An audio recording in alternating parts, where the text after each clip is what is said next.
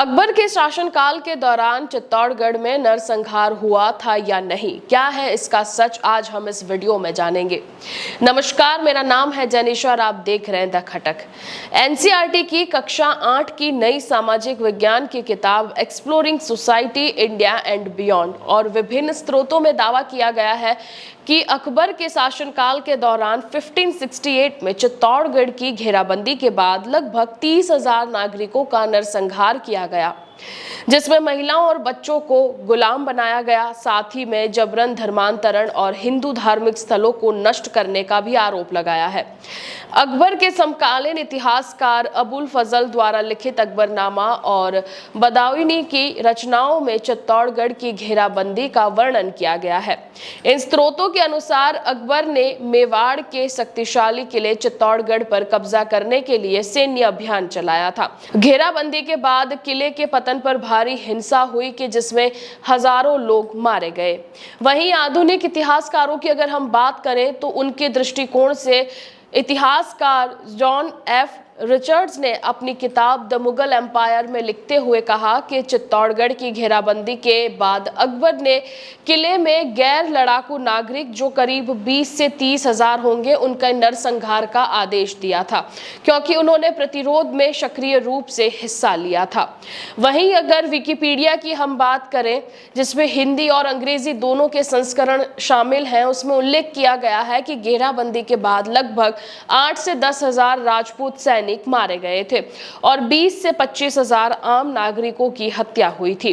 ये भी बताया गया है कि धुएं के गुब्बार से जौहर यानी कि राजपूत महिलाओं द्वारा आत्मदाह के भी संकेत मिले हैं। वहीं नई किताब में स्पष्ट रूप से कहा गया है कि अकबर ने 1568 में चित्तौड़गढ़ किले की घेराबंदी के दौरान 30,000 नागरिकों की हत्या और बचे हुए लोगों को गुलाम बनाने का आदेश दिया था। ये दावा प्रसिद्ध प्राथमिक और द्वितीयक शैक्षणिक स्रोतों पर आधारित होने का उल्लेख किया गया है।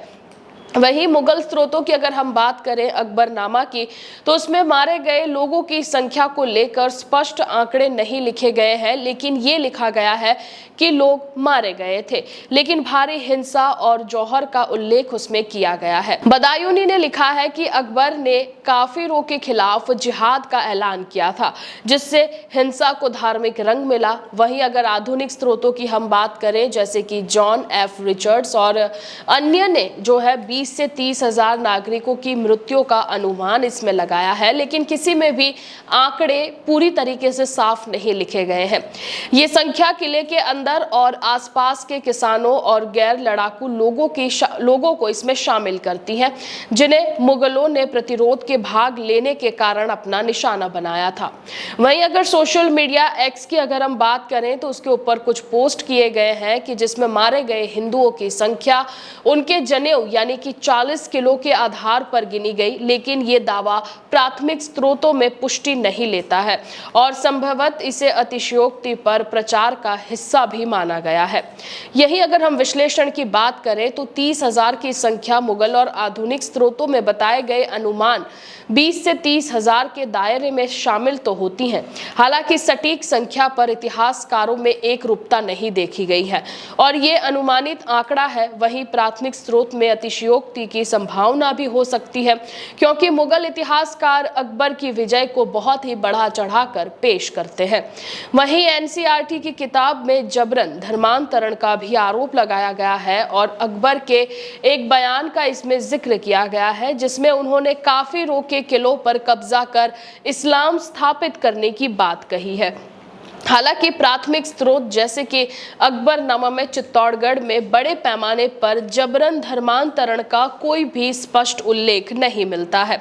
वहीं बदायूनी जैसे कुछ समकालीन लेखकों में अकबर की कट्टरता का उल्लेख किया गया है, लेकिन ये उनके शुरुआती शासनकाल तक ही सीमित रहा। कुछ वर्षों के बाद अकबर ने धार्मिक सहिष्णुता की नीतियां अपनाई, जैसे कि जजिया कर हटाना और हिंदू राजकुमारियों से विवाह, जो जबरन धर्मांतरण के दावे को कमजोर करता है। वहीं एनसीईआरटी की किताब और कुछ स्रोतों में दावा किया गया है कि अकबर ने हिंदू धार्मिक स्थलों को नष्ट किया है, जैसे कि प्रयागराज का नाम बदलकर इलाहाबाद करना। हालांकि चित्तौड़गढ़ में मंदिरों के विनाश का कोई भी विशिष्ट प्रमाण नहीं मिलता है और ना ही किसी स्रोत में इसका उल्लेख किया गया है। यह दावा बाद में ऐतिहासिक लेखन या क्षेत्रीय कथाओं से उत्पन्न हो सकता है। चित्तौड़गढ़ में जौहर यानी कि आत्मदाह की घटना को कोई स्रोत मुगल और राजपूत दोनों में दर्ज किया गया है। धुएं के गुब्बार ने संकेत दिया कि राजपूत महिलाओं ने मुगलों के हाथों अपमान से बचने के लिए आत्मदाह किया था। राजपूत सरदार जयमल राठौड़ और पत्ता सिसोदिया ने वीरतापूर्ण प्रतिरोध किया, जिससे कि अकबर गुस्सा हो गया और उसने क्रोध में ये नरसंहार किया हो, उसको भी इसमें कारण बताया गया है। वहीं एनसीईआरटी ने दावा किया है कि ये तथ्य प्रसिद्ध शैक्षणिक स्रोतों पर आधारित है और ये अकबर के शासन को क्रूरता और सहिष्णुता का मिश्रण बताता है। कुछ इतिहासकार जैसे कि डॉक्टर अंकित जायसवाल कहते हैं कि चित्तौड़गढ़ नरसंहार अकबर के शासनकाल का एकमात्र बड़ा क्रूर कृत्य था और उनके बाद से सुधार जैसे कि जजिया हटाना वो सहिष्णुता को दर्शाता है। वहीं एक्स पर कुछ पोस्ट में अकबर को क्रूर बताते हुए नरसंहार को अतिशयोक्तिपूर्ण तरीके से पेश किया गया है कि जिसके जनेऊ तोलने का दावा जो ऐतिहासिक रूप से पुष्ट नहीं है। ये दावा ऐतिहासिक स्रोतों पर आधारित है कि जिसमें मुगल और आधुनिक इतिहासकार 20 से 30 हजार नागरिकों की हत्या का अनुमान लगाते हैं। हालांकि सटीक संख्या अनुमानित है और इसमें अतिशयोक्ति की संभावना है। वहीं प्राथमिक स्रोत जैसे कि अकबरनामा और द्वितीय स्रोत जॉन ऑफ रिचर्ड्स में इनकी पुष्टि होती है। नरसंहार का कारण राजपूतों के कड़े प्रतिरोध और अकबर का क्रोध था कि जिससे मुगल स्रोत में जिहाद के रूप में भी चित्रित किया गया। चित्तौड़गढ़ में जबरन धर्मांतरण का कोई भी ठोस ऐतिहासिक सबूत सामने नहीं आया है। हालांकि शुरुआती शासनकाल में धार्मिक कट्टरता में कुछ उदाहरण मिल सकते हैं। बाद में अकबर की सहिष्णु नीतियां इस दावे को कमजोर करती है। चित्तौड़गढ़ में मंदिरों के विनाश का भी कोई स्पष्ट प्रमाण नहीं मिलता है, लेकिन अन्य स्थान जैसे कि प्रयागराज का नाम बदलने का उल्लेख बार बार मिलता है। चित्तौड़गढ़ में 30,000 लोगों के नरसंहार का दावा ऐतिहासिक स्रोतों में मौजूद अनुमानों के आधार पर मोटे तौर पर सही ठहराया जा सकता है, लेकिन सटीक संख्या और विवरण पर कुछ अनिश्चितता है। जबरन धर्मांतरण और मंदिरों के विनाश के दावे कम प्रमाणिक हैं और संभवतः क्षेत्रीय कथाओं या बाद में लेखन से प्रभावित हो सकती हैं। अकबर का शासनकाल क्रूरता विशेष रूप से चित्तौड़गढ़ में और सहिष्णुवाद के सुधार का मिश्रण बताता है, जैसे कि एनसीईआरटी की किताब में बताया गया है। इस मुद्दे को लेकर आप क्या सोचते हैं, हमें कमेंट बॉक्स में जरूर से बताइएगा और देखते रहिए द खटक।